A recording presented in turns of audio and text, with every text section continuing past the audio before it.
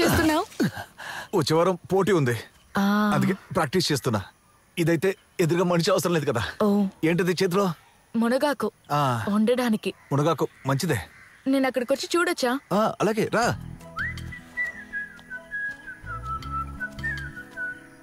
నువ్వు లాగుతావా? అయ్యో వద్దు. మీరిప్పుడు గెలుస్తున్నారు కదా, ఊర్లో అందరూ మాట్లాడుకుంటున్నారు. టీం సెట్ అయింది, కానీ కప్పు కొట్టాలి. తప్పకుండా. అవును, ఈరోజు స్కూల్ లేదా? లేదు, వచ్చే వారం నుంచి పిల్లలకి పరీక్షలున్నాయి. ఇప్పుడు స్టడీ లీవ్. అవును, ఏ క్లాస్ టీచర్ నువ్వు? 9, 10. ఇక్కడ ఇంట్లో కూడా ఉంది, కాబట్టి తీసుకో.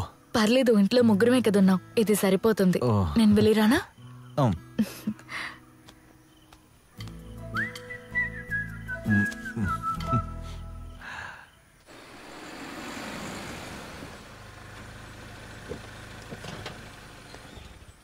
కూర్చోన్నా, కూర్చోన్నా, కూర్చో. నేను నీకు గుర్తున్నా నాన్న, యాంటనీ జోసెఫ్ వాళ్ళ అబ్బాయిని. గుర్తుకురాలా?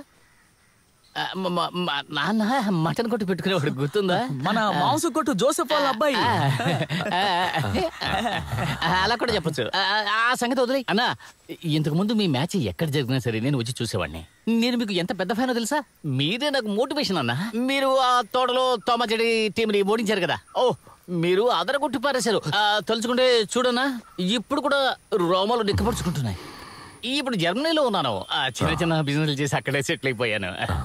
ఈ మధ్య ఊరికి వచ్చినప్పుడు తెలిసింది మన అన్న కొత్తగా టీం సెట్ చేశారు అని.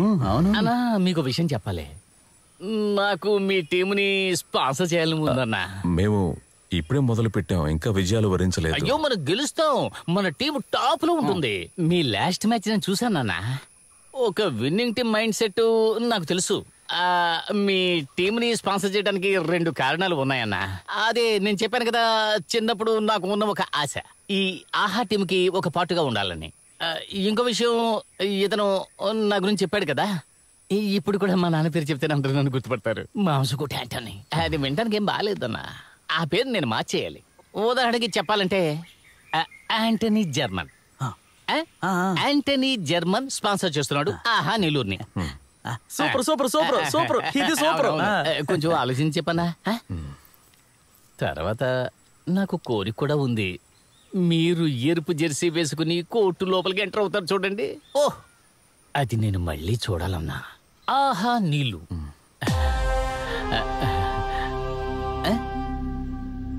ఒకానొక సమయంలో ఈ పోటీకి సంబంధించి ఒక టీం నంబర్ 1 గా కొనసాగేది. ఈ టీం గురించి మన ఊళ్ళో మాట్లాడని ఏ ఒక్కరూ కూడా లేరంటే అతిశయోక్తి కాదు. ఆ టీమే ఇప్పుడు ప్రవేశించారు, ఆహా నీలూరు టీం. ఇదిగో వాళ్ళు ఇప్పుడు రంగంలోకి దిగారు. ఎప్పటిలాగే పూర్తి నైపుణ్యంతో ఉన్నారు.